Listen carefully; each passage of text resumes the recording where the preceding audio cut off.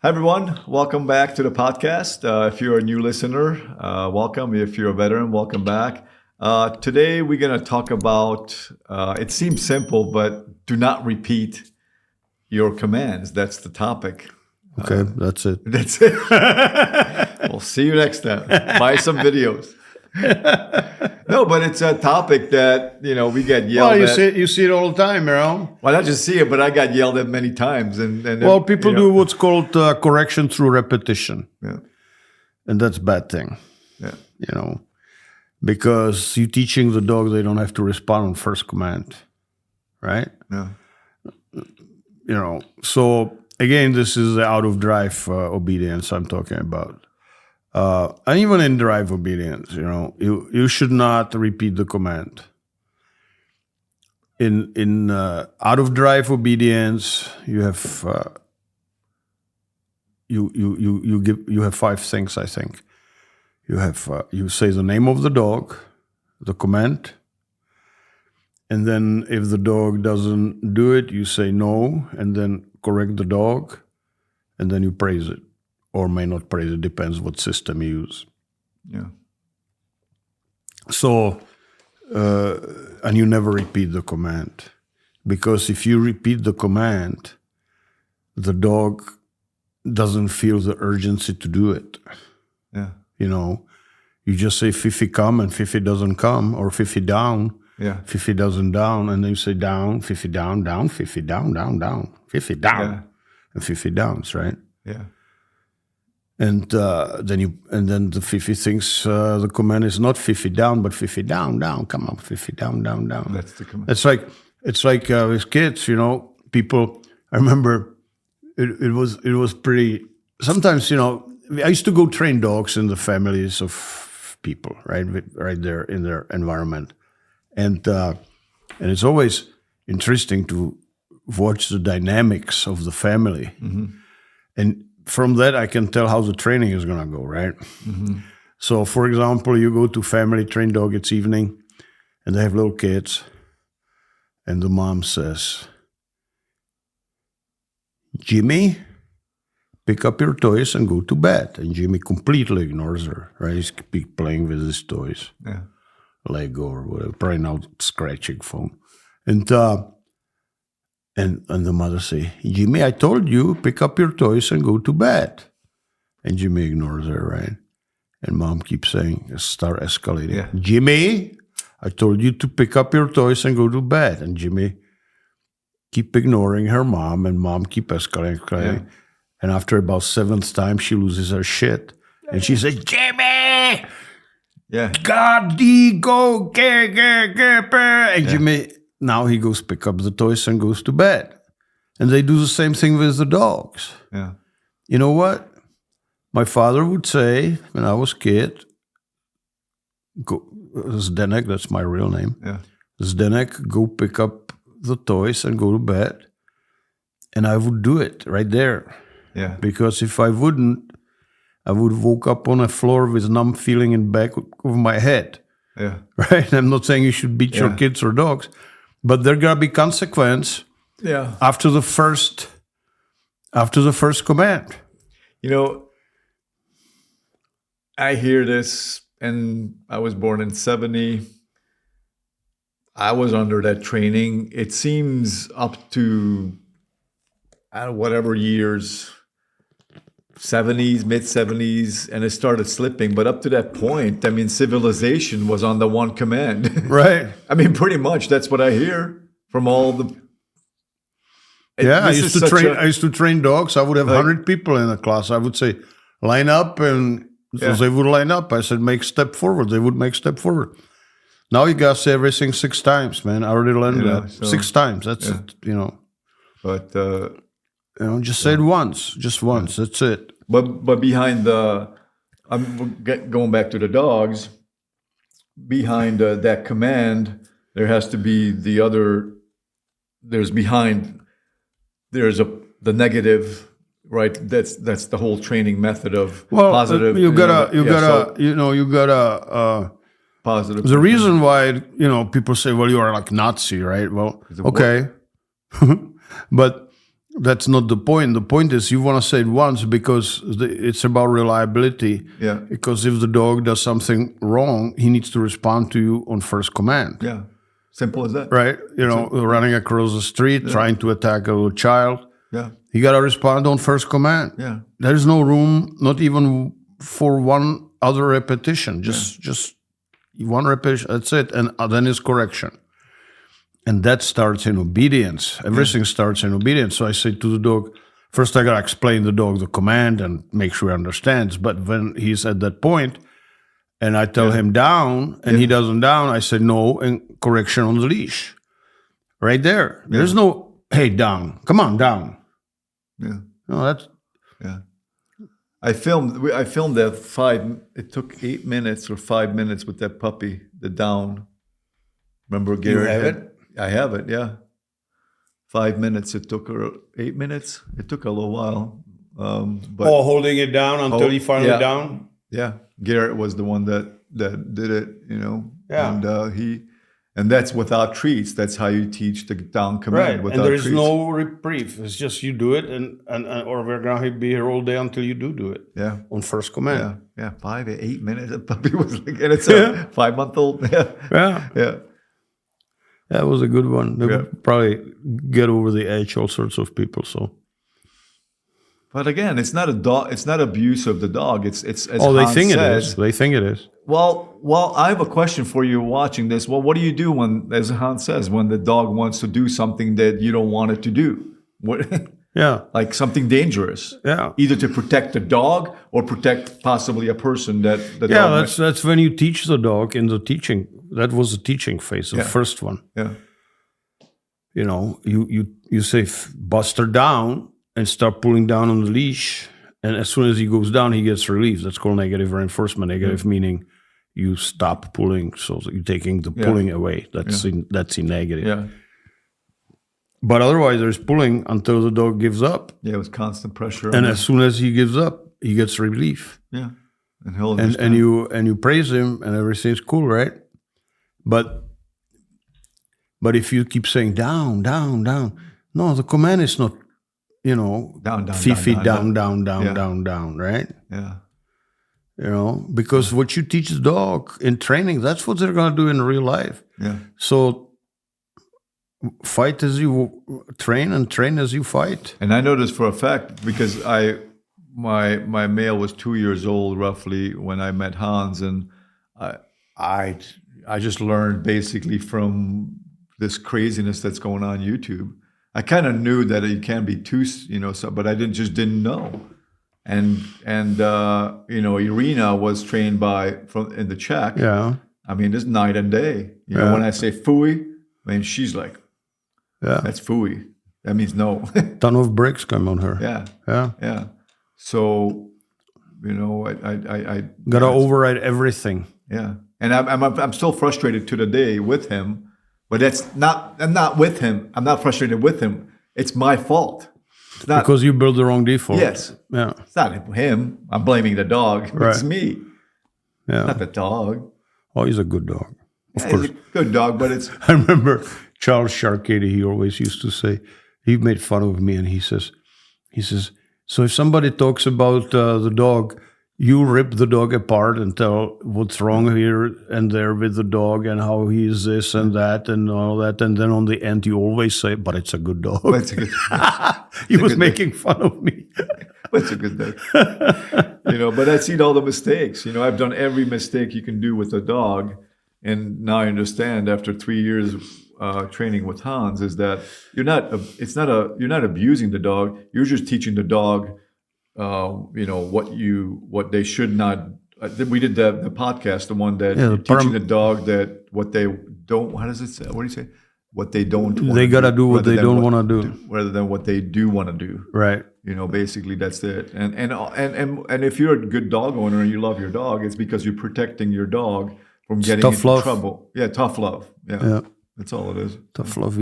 But tough love is obsolete now. They call it abuse. Yeah. You know what I always ask people when they talk about abuse? Give me a definition of abuse. Yeah. And they usually cannot do it. Yeah. There was this dog. Somebody was came on one of those short videos that pop up on Facebook. This guy was having a pit bull on the conveyor belt type thing, the exercise machine, and now it's very popular. And they put this stop sign kind of target and put the animal abuse over there, right? And the guy was exercising his dog. Yeah. And I said, so what is animal abuse about exercising your dog? Yeah. And the girl says, well, they're fighting it. And I said, do you see it fighting it? How did you get from exercising to fighting, man? Yeah. You just come up with it. And then there's crickets, of course. Yeah. Yeah. It's craziness. So, but you cannot have discipline. Doesn't matter if it's a child or a dog, without. But you see there's this girl. I talked about her on a different video. She's kind of really confident kind of girl, and she's advertising her dog training, and she's talking about that if the dog is going to do something else, you're supposed to be the leader, and so you just take him away from it. Right? That's how you solve the problem. Well, you solve the problem. The dog is not, but you're not teaching it anything by taking it away from there, right? Yeah. Because next time you can't, it's the everybody is afraid to correct the dog or even say no. They say you gotta change the environment so the dog doesn't do the bad thing again anymore. But you can't have that all the time. There's environments change all the time. You cannot. Yeah. Or the dog could be off leash. You're not even. Yeah, but you go and the dog sees another dog and want to fight. Well, you just make a U-turn. She says. Okay, what did I just tell the dog? That if you see another dog, we're gonna make U-turn. Oh, okay. What about if I'm not there? Yeah. What about some? No, I want to teach the dog. Fighting dogs or chicken or whatever is bad. Yeah. So I say no. There's a consequence if you. And there's a consequence if you do that. Yeah. See, and everything gotta be done on first command, as I say. Yeah. People don't want to give the consequence to the dog. There's no such thing as correction on the leash. That's what you're talking about. It's a leash correction a lot of Well, time. the correction, and people have problem with the correction on the leash, but really, the correction on the choker on the leash or pinch car on the leash is you incrementally gauge your dog where he's going to start responding, how strong your correction needs to be. Yeah. And the dog is actually making the choice. Yeah.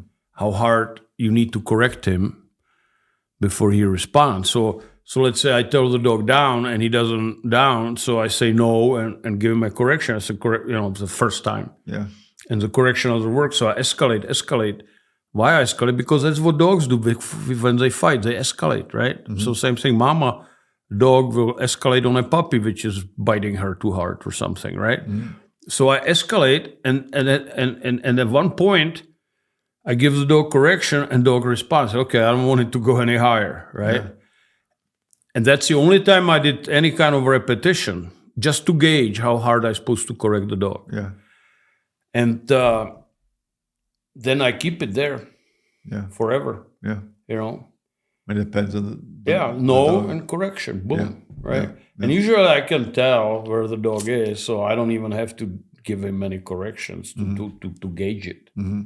But what I'm saying is that the correction is humane because the dog is making the decision when to respond or try to avoid the further correction. Yeah, they have a choice to. They have a choice. Yeah. You want to get you got another correction like that? Nope. Okay, well then do it. And they do it. I say, good boy. And I pet him, and he's happy that I pet him. Yeah. The tactile oxytocin secretion and all that stuff. Yeah. So there's a praise in this too that people always. There's always praise. Gotta be praise. Yeah. So that's what Kohler talks about. That there's as high as level of that you got to match it with or higher with praise too. So it's, people. Kohler never praises the dog. I said, what did you even read the book? Did you even see the book in the show window of a bookstore, man? Yeah. I love how people make like type up answers, but that doesn't mean in real life you would see their dog. I read these things about you people. You know, he just correct the dog. It's all compulsion, they say. Yeah. And I actually had to dust off all color book and start and I just start reading it, and you know, just because they saying things No, they're making up words. They're making it up, right? Yeah. And so I went and started. Yeah, sure, right here. You know, it is here. You know, I corrected. I tell people, you might say, okay, you don't believe in that thing, but do not twist the words of what that person said. Right. Yeah. Yeah. Do not twist it. Compulsion. Yeah. Yeah. The hell is compulsion anyway? From the word compulsive. Well, you do what you are told to do. That's, I guess, compulsion. Otherwise, you get corrected, and if you do it, you get praise. But I want a happy dog. That's right. Well, they get happy when they don't get hit by a car. They get happy. Yeah. I mean, that's the well, they get happy when you praise them. Yeah. Right? Yeah. So you say down, and dog knows, okay, I better down because if I don't get down, I get correction. Yeah. So they go down and I pet them, and it feels good. So the dog has choice. Either I'm not going to go down and get corrected, or I'm going to go down and get praised. So what should I do? I get praised. I like to be praised. Yeah. I like instant pudding. Right? Yeah. I mean, what is So I don't know what's wrong with that concept. No, it's the people's craziness. But it got to be on first command, right? Yeah. Respond. I mean, we can correct harder and harder and harder, but the command is only one. Yeah. Right? So I say, Buster, sit, and that's it. I don't keep saying, Buster, sit, Buster, sit. Yeah. I said, Buster, sit. I give him a correction. I say, no. No first. No first. Yeah. And then correction, which is counterintuitive. Most people want to correct it, then they say no. You got to say no first, because if the dog is away from you and it's not on the leash, you're conditioning him. That when he hears no, he can just feel that correction. It's conditioned that's coming, right? Yeah. It's like if I say no and prick you with a pin in the butt. Keep doing it. And do it 100 times after I say no, he will jump even so I didn't prick you yet, right? Yeah. So it's the same thing, right? Yeah. And again, it's humane because I only correct the dog so hard until he does it. It's his choice. Yeah. If you enjoyed this content so far, please subscribe to our channel. Also, Hans has a podcast channel called Dog Training for Life. Check that out so you can listen to the audio version. Yeah. And I don't correct the dog unless he understands what I want. Yeah. You know, you have the learning stage, and you have conditioning, and you have practicing, working, and reconditioning. Yeah. So many people buy dogs, but there's like zero, they don't even make the effort of... Well, I come to people's home and dog starts attacking me, and they just stand there, man. And I keep saying, well, are you going to stop the dog from attacking me? Yeah. Well, that's why you are here. I said, oh. Yeah. They just... Yeah. Well, you know, because people live on their phone, right? They keep scratching their phone like a chicken scratches the ground. Yeah. And if something doesn't work, they do over or reload or reboot or whatever. Yeah. In life, you don't have that. Yeah. You say to the dog, come, and if he doesn't come, he get hit by car. Yeah. There's no do-over. Yeah, there's no do-over. He's dead now, crippled, broken legs, Yeah. crushed pelvis. Yeah. So that's why it needs to be done on first command. Yeah. Demand it. Yes. Don't repeat the commands. And that's why you have to buy Hans's video of the obedience video. That's out of drive. Yeah, out of drive. Out of drive.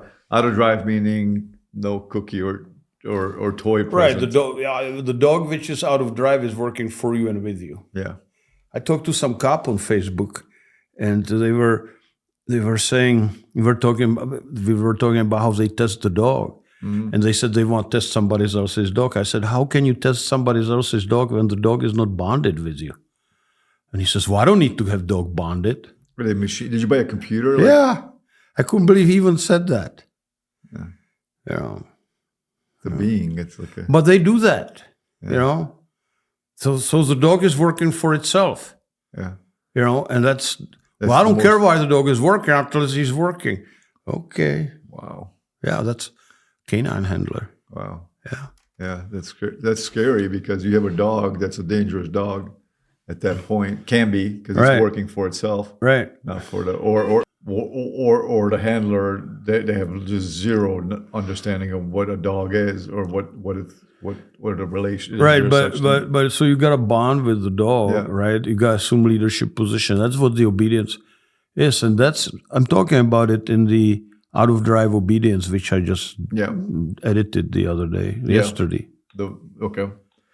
But the whole video on at Alpine Canine Reel is out of drive, basic, the 10 commands that you should understand and do, or the dog should understand and do. So yeah. Anything else, Hans? No, Okay. don't repeat the command. Don't repeat the command. Take away from the podcast. Don't repeat the command. Hans is watching. He's everywhere.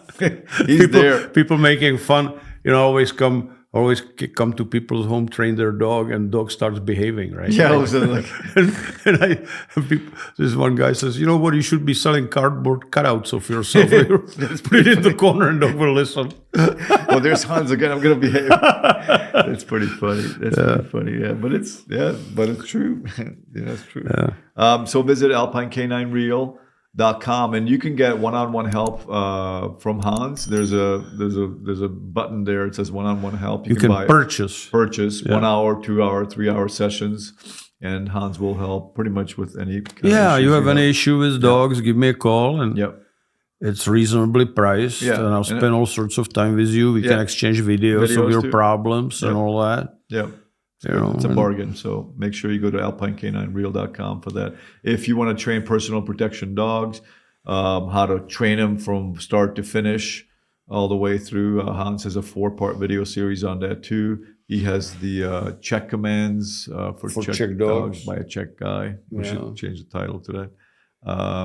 And puppies, how to feed puppies raw food, all sorts of things. Alpine Canine Art of War. Art of War. Very. That's a good video. It's a good video. Totally nobody's buying. I don't know why, man. We sold some. Yeah, we sold some, man. But it's just. What do you do? Yeah, what do you do when your dog? There's an actual issue. I always see people. They send the dog, even cops. They send the dog on a bad guy, and then they just stand there and watch it. You gotta be a team. You gotta enjoy, get involved. That's the word I'm looking for. Yeah. You want to get involved and help the dog. Dog is just a force multiplier. Dog is not going to do it by itself. Yeah. By itself, yeah. You got to help him. You got to take advantage of what the dog does. Yeah. Because, the bad guy, when things get bit, he's preoccupied by that. And then you can, much easier to subdue the guy. Yeah. Even tough guy. Yeah. So, and there's, from judo, I made 2 moves there, which anybody can learn. Yeah. Really simple. Yeah. One is really simple, and the other one's a little more difficult. No, it's worth it. Art of War. Buy it now. There you go. Sales went out. First command. All right. Well, thank you, Hans. Appreciate your help. Yeah. And your knowledge sharing. It's fun, with others. man. So, bye, everyone. Bye-bye. Ahoy.